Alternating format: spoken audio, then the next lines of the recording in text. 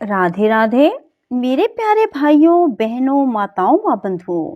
मार्गशीर्ष मास के आखिरी मंगलवार के दिन मैं आपके लिए लाई हूँ भगवान श्री राम जी की कथा। बंधुओं, जिसे सुनने मात्र से राम जी आप पर अपनी भरपूर कृपा बरसाएंगे। बंधुओं, आपकी हर मनोकामना पूरी होगी। बंधुओं, यदि आपने हमारे चैनल को अब तक सब्सक्राइब नहीं किया तो जरूर करें और बेल आइकन दबाना ना भूलें ताकि आपको हमारी आने वाली सभी वीडियोस की जानकारी सबसे पहले हो सके। बंधुओं, वीडियो को पूरी सुनने के बाद कमेंट बॉक्स में जय श्री राम जरूर लिखें। बोलो राम भगवान की जय हो। श्री राम ने विभीषण, हनुमान, नल, नील अन्य सभी को गले से लगाया और उनके दिव्य स्पर्श से वह सभी रोमांचित हो गए। इसके परिणाम स्वरूप उन सभी की थकान पल भर में दूर हो गई तथा शरीर पर हुए सभी घाव निमिष मात्र में भर गए। श्री राम के प्रसन्न वदन को देखकर सब वानर उल्लसित हो उठे। वानरों पर राम की कृपा दृष्टि की वर्षा हुई। इसी बीच मेघनाद की पत्नी सुलोचना के पास उसकी दासी दौड़ती हुई आई और सुलोचना को उसके पति की मृत्यु का दुखद समाचार सुनाया। रावण ने कहा, अभी तक मेरा विश्वास था कि यह लघु कार्य मेघनाद या कुंभकर्ण द्वारा पूर्ण किया जा सकता है, किंतु अब मैंने अपने नेत्रों से उनके पराक्रम की असफलता देख ली। मैं बहुत लज्जित हूँ। मेघनाद वानरों के आक्रमण से मर गया। वानरों द्वारा मरने वाले वीर योद्धा होने का दावा कैसे कर सकते हैं? रावण ने सुलोचना को धैर्य देने का प्रयत्न किया। उसने कहा, आदरणीय नारी, तुम दुखी मत हो। तुम मुझे इस प्रकार का पराक्रमी मत समझो। मैं कुछ समय में ही तुम्हें शांत कर दूंगा। तुम रणभूमि में मेरा घोर पराक्रम देखना। जिन्होंने तुम्हारे पति का वध किया है, मैं उन सभी के सिर काट कर अपने साथ ले आऊंगा, इसमें कोई संदेह नहीं। इस प्रकार रावण ने सुलोचना के समक्ष आत्म प्रशंसा की एवं गर्व से फूल गया और गुस्से से लाल पीला हो गया। यह शब्द सुनकर बुद्धिमान और गुणवान सुलोचना ने कहा, हे दशानन, क्या आपके मन में तनिक भी यह आशा है कि आप विजय प्राप्त कर लेंगे?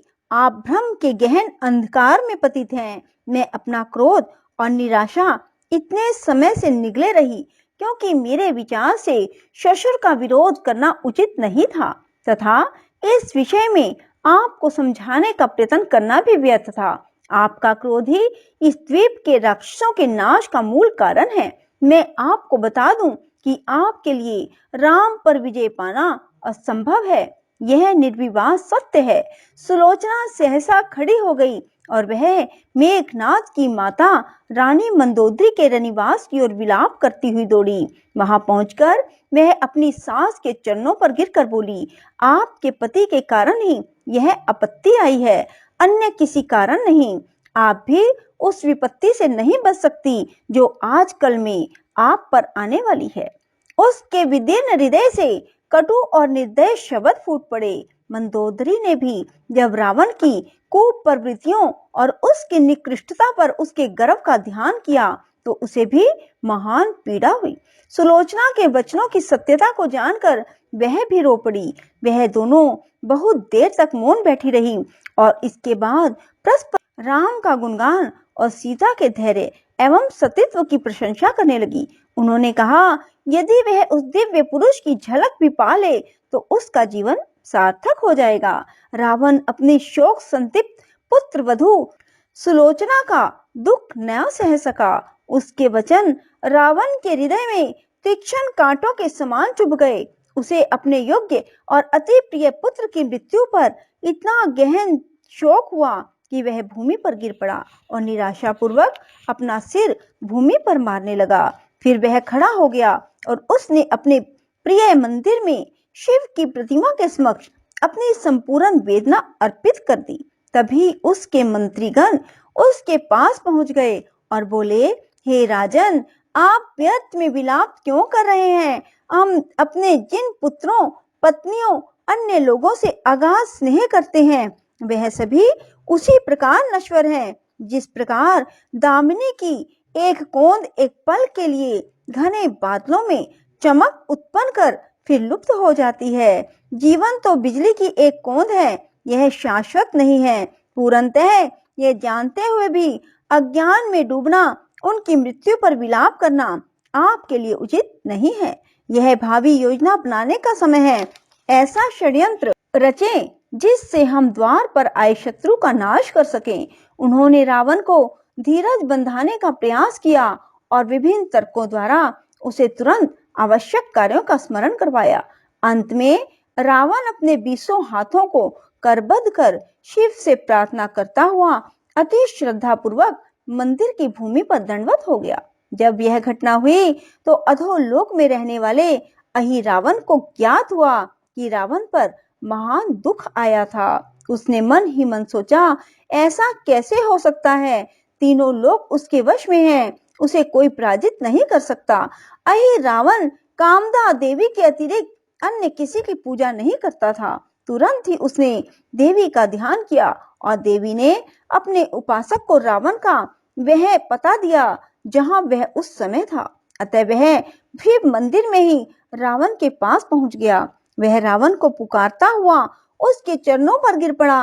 अहिरावण तो रावण का ही पुत्र था। उसने पिता की व्याकुलता और दुख का कारण पूछा।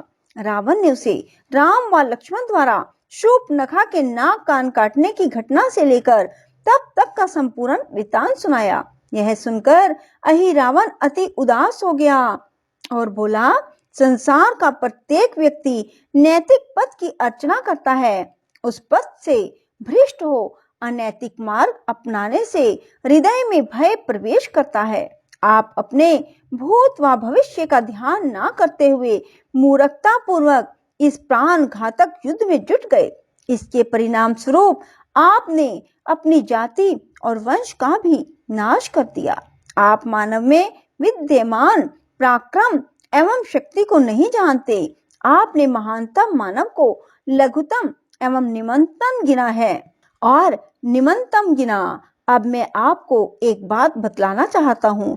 मैं राम और लक्ष्मण को पकड़कर अधोलोक में ले जाऊंगा और कामदा देवी के प्रति उनकी बलि चढ़ा दूंगा। इस प्रकार मैं राक्षस वंश के लिए अपरिमित यश अर्जित करूंगा। इन शब्दों सहित उसने रावण को दंडवत प्रणाम किया और कामदा देवी को शीश नवाया। इसके बाद वह राम के शिविर में प्रविष्ट हुआ। उसने असाधारण रहस्यमय शक्ति द्वारा चारों ओर अंधकार उत्पन्न कर वानरों में प्रगाढ़ तिमिर फैला दिया। कोई भी उस गहन अंधेरे में अपनी हथेली तक नहीं देख सकता था, किंतु शिविर में वानर बहुत सतर्क थे। उस स्थान पर तो मृत्यु भी आने का साहस नहीं कर सकती थी। रक्षक हनुमान ने अपनी पूंछ अत्यधिक लंबी कर शिविर के चारों ओर उसे कई घेरों में लपेट लिया, जिससे उन घेरों से एक दृढ़ पर्वत के समान ऊंचाई बन गई। उस दुर्जय दुर्ग में प्रवेश पाने के लिए एक ही द्वार था, जिस पर हनुमान स्वयं बैठे थे। अहिरावण पूंछ में लिपटे दुर्ग को देखकर बहुत भयभीत हो गया। वह इस सुरक्षा प्रबंध को देखकर कोई चाल नहीं चल सका। इसके बाद उसे एक युक्ति सूझी। उसने विभीषण का रूप धारण कर लिया और द्वारपाल हनुमान से बोला, मित्र, मुझे राम के पास जाना है। मैं उन्हीं की स्वीकृति से संध्या वंदना करने शिविर के बाहर गया था। मैंने वह अभी अभी समाप्त किया है। यदि मैं अविलंब भीतर नहीं जाऊंगा तो मुझे राम के आदेश का उल्लंघन करने का पाप लगेगा। अतः मुझे शिविर में जाने दो। हनुमान ने उसके वचन सुनकर उसके रूप को देखकर उसे विभीषण ही समझा। उन्होंने उसे शिविर में जाने दिया। उसने देखा कि नल, नील और सुग्रीव दोपहर के भीषण संग्राम से थके हुए होने के कारण गहन निद्रा में सो रहे थे। राम भी अपने भाई लक्ष्मण का हाथ अपने हाथ में थामे सो रहे थे। राम विभीषण के उस मिथ्य रूप से अनभिज्ञ नहीं थे। मानव रूप में अवतार लेने का उद्देश्य था पृथ्वी पर संपूर्ण राक्षस जाति का नाश करना। यदि रावण के वंशज पाताल में भी जीवित रह जाते तो राम का कार्य अपूर्ण रह जाता। इसलिए उन्होंने ऐसा प्रदर्शित किया कि मानो वह अहिरावण की चाल से अनभिज्ञ थे। कोई भी राम की लीला नहीं जान सकता। वे स्वयं ही जानते हैं कि किसका, कहाँ, कब और किस ढंग से नाश करना है। वह अपने ही ढंग से निज निर्देश अनुसार नाटक करते रहे। राक्षस ने वह मोह मंत्र पढ़ा जिससे किसी को मोहित कर मूर्छित किया जाता है। उसके कारण कपि नायकों को गहन निद्रा आ गई। इसके बाद वह राम व लक्ष्मण को बांधकर पाताल लोक ले गया। बोलो श्री राम भगवान की जय हो। राधे राधे। जय श्री कृष्णा। बंधुओं, यदि आपको हमारी वीडियो पसंद आए तो इसे लाइक करें और शेयर भी जरूर करें। धन्यवाद।